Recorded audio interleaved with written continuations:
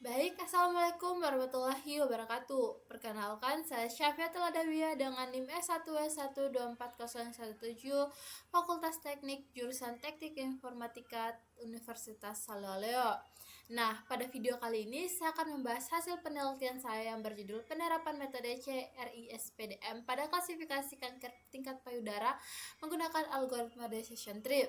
Nah, masuk di latar belakang penelitian. Nah, ada yang menjadi latar belakang penelitian saya yang seperti kita ketahui bahwa fakta kanker payudara merupakan salah satu jenis kanker yang insiden tertingginya sering terjadi pada perempuan di dunia. Oleh karena itu, dibutuhkan sebuah deteksi dini yang berperan penting dalam meningkatkan peluang keberhasilan pengobatan. Dengan perkembangan teknologi, data mining dapat dimanfaatkan sebagai alat untuk membentuk klasifikasi diagnosis secara tepat, akurat, dan konsisten. Oleh karena itu, pemilihan algoritma decision tree diharapkan mampu menghasilkan model yang mudah diimplementasikan dan dipahami. Penelitian ini bertujuan untuk membangun serta mengevaluasi model klasifikasi kanker payudara dengan menggunakan algoritma decision tree pada Altar AI Studio.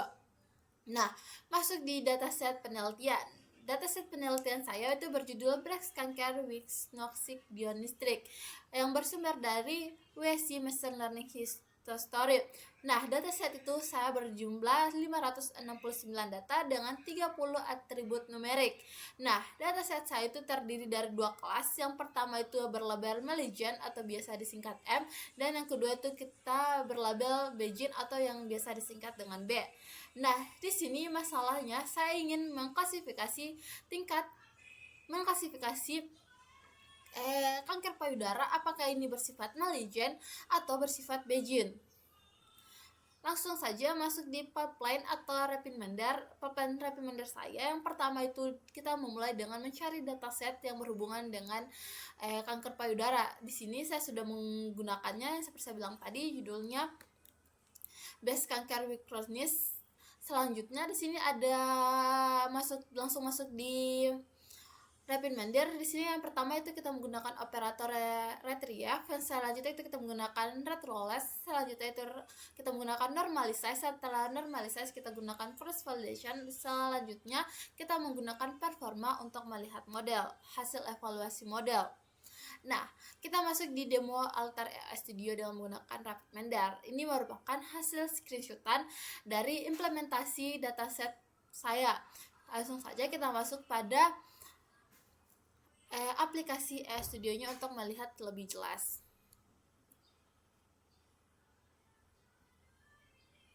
Nah, di sini kita bisa lihat model yang saya bangun di AI RapidMender atau Altar AI Studio atau yang bisa disebut dengan RapidMender. Yang seperti saya bilang tadi di pipeline kan saya sebutkan saya menggunakan retrieve WDBC. WDBC ini nama singkatan dari dataset saya. Di sini operator ini berfungsi untuk mengambil atau mengimport data yang akan digunakan agar bisa diproses. Selanjutnya kita menggunakan setrol. Setrol ini berfungsi untuk memisahkan antara label dan atribut. Artinya di sini kita akan melihat mana yang kita gunakan sebagai label dan mana yang kita gunakan sebagai atribut. Setelah kita memisahkan label dan atribut, kita masuk pada operator selanjutnya itu normalize. Nah, untuk normalize ini dia tuh berfungsi untuk menyamaratakan skala seperti saya bilang tadi. Atribut saya itu bersifat numerik, artinya di sini saya akan menyamakan skalanya agar berada di rentang sama supaya dapat mengoptimasi model yang akan saya bangun nantinya. Selanjutnya itu ada cross validation. Cross validation saya ini saya gunakan untuk membagi data latih dan data uji. Di cross validation saya ini saya menggunakan 10 volt yang akan disampling secara otomatis. Nah, di sini kenapa saya menggunakan cross validation? Di sini saya agar model yang saya bangun itu lebih objektif dan dapat mengurangi overfitting. Masuk di data training dan data testing yang dibagi di dalam cross validation. Nah, di sini kita bisa lihat bahwa data training itu data training adalah data yang kita latih dengan menggunakan algoritma decision tree. Artinya data yang sejumlah 569 tadi akan kita bagi dua menjadi data training yang akan kita latih dengan menggunakan model. Nah, di sini kita menggunakan model decision tree, artinya model-model itu data-data tadi kita akan melakukan training atau melakukan latih model untuk melihat bagaimana terhadap data testing nantinya. Nah, setelah kita training tadi, lalu kita akan apply model. Nah, apply model ini kita menggunakan data training yang kita sudah bagi tadi. Nah, seperti saya bilang tadi, hasil dari model yang kita training tadi kita akan apply dengan menggunakan data testing. Nah, data testing ini gunanya untuk mengevaluasi performa model, yang artinya sisa data dari pembagian 2 tadi setelah dilatih kita evaluasi. Nah, apply model ini dia akan mengambil model dari decision tree, lalu kita apply untuk melihat performa modelnya. Nah, performa model ini kita gunakan data testing, yang artinya akurasi ini berasal dari data testing nantinya. Nah, selanjutnya kita run untuk melihat hasilnya. Nah, setelah kita run, di sini ada kelas M yang bertabel warna hijau, di mana kelas M betul-betul diprediksi sebagai kelas M, tetapi ada juga kelas M yang harusnya diprediksi M tetapi diprediksi B. Nah, di sini juga setelah kita bisa melihat hasil dari datanya kita, hasil prediksi M, di sini juga kita bisa melihat visualisasi. Nah, untuk visualisasi di sini saya menggunakan Skatler atau Bubble. Sebenarnya di visualisasi itu sendiri itu terdiri dari banyak visualisasi, tapi di sini kita sesuaikan dengan masalah yang kita gunakan. Ya, di sini saya menggunakan klasifikasi, maka saya menggunakan visualisasi yang bisa digunakan untuk klasifikasi. Nah, selanjutnya setelah itu kita masuk di performa vektor. Nah, di performa ini sendiri kita bisa melihat akurasi, classification error, koefisien matriks, dan kappa. Nah, oleh karena itu untuk membahas ini kita kembali lagi, mungkin itu saja demo dengan menggunakan Rapid Mender saya. Kita kembali lagi pada slide presentasi saya. Nah, untuk slide presentasi ini kita masuk pada slide hasil evaluasi. Di hasil slide evaluasi ini terdiri dari yang pertama itu ada akurasi dan koefisien matriks. Nah, di sini akurasi saya itu sebesar 92,62%, di mana prediksi M itu sebesar 197 yang diprediksi benar, tetapi ada kesalahan yang harusnya diprediksi M tetapi diprediksi B sebanyak 10. Nah, selanjutnya juga diprediksi B yang harusnya itu ada 3, yang harusnya kelas B tetapi diprediksi M itu sebesar 32, tetapi ada 347 data yang betul-betul diprediksi kelas B. Nah, masuk di precision dan recall. Precision adalah kemampuan model untuk memprediksi apakah model itu tepat.